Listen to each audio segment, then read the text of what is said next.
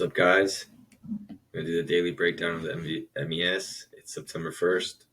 As always, we're going to start with yesterday.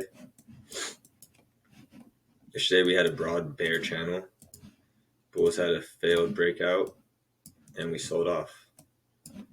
Selling the pops worked, and buying channel extremes worked.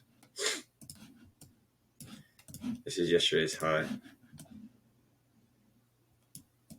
So, bulls have a very big gap up here. Remember, gap ups are bars. Make this green. This is telling me that there could be more buyers below this doji. Sellers above the doji, buyers below the doji. I start to see this sell off, and I get short quickly because in ranges, breakouts fail.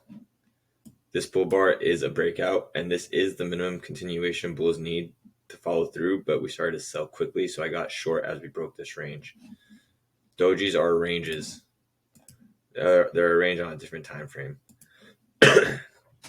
Bulls couldn't get past the 50% mark on the doji and sold off immediately. This was a failed breakout for the bulls. So the bears get short as bulls are dumping. Bears short range highs and bulls dump the failed breakout. We get two legs down. 1, 2. This is the first leg down. This is the first leg down in a major trend, and this is two legs in a minor trend. So here's one leg,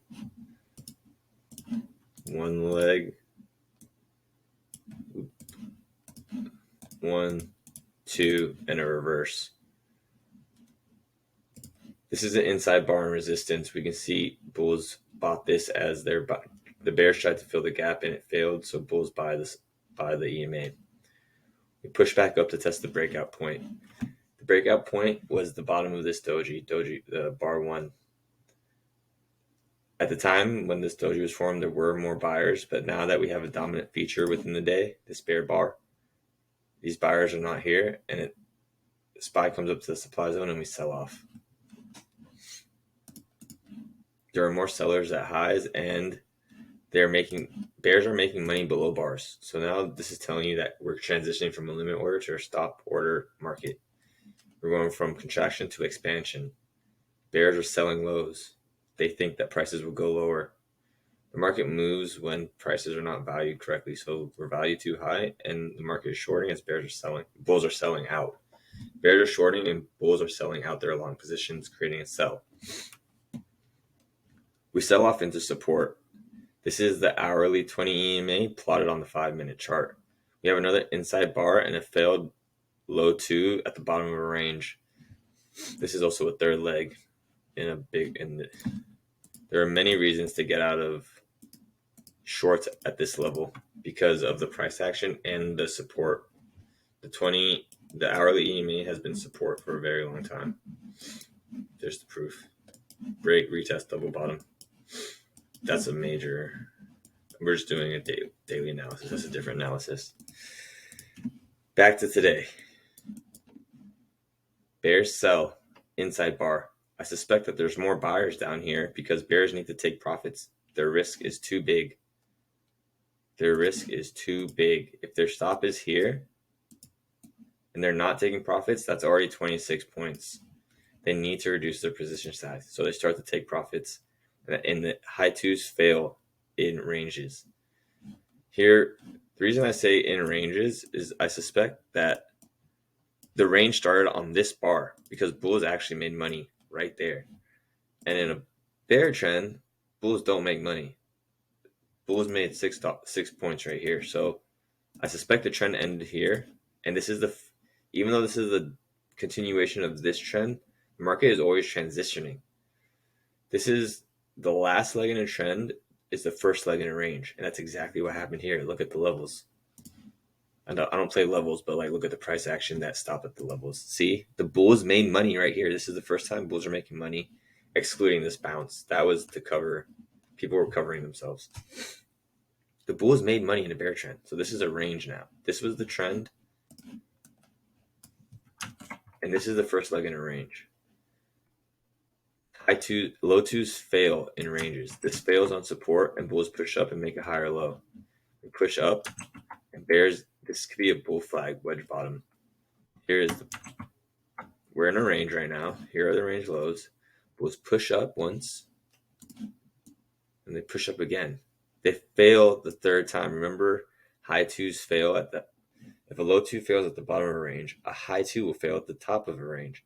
Here's the high two in the flag. This is the same situation. Leg one, leg two, leg one, leg two, except for the bulls. High twos fail. The bulls fail to make a higher high, and the market sells off again. This is a wedge bottom bull flag. Here's the pole. Here's one push, two push, three push. Failed breakout of this channel. Failed breakout. Do you guys see it? They tried to push up and failed. The market dumped and bulls put in a major reversal. I call this a major reversal and this a minor reversal because bulls are taking out bear structure. This whole area theoretically can be laced with sell orders. God. I hope you guys can still see that. Okay, so there could be sell orders because this is a sell zone. And that's what was keeping the market down here. It's actually technically they didn't really break it, but they're absorbing orders. The bulls are absorbing orders, and bears are not shorting lows. Bears were shorting range lows at the time here. They didn't know it was going to keep going down. But something's changed in the market that makes the bears not want to short lows. They're shorting highs.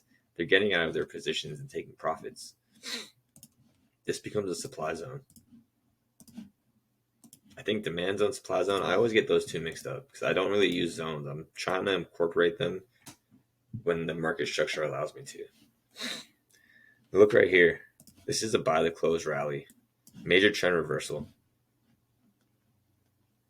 Okay. Major because bulls take out this high. They took out that high. You see that? So the high has been taken out. And now this is the new high that bulls need to take out if they want to push the market up higher. I don't know why I did that. They need to take this out because this is the next sell zone. So it's sold.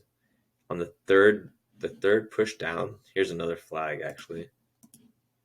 The third push down, it ripped and we took out this bear structure and this bear structure.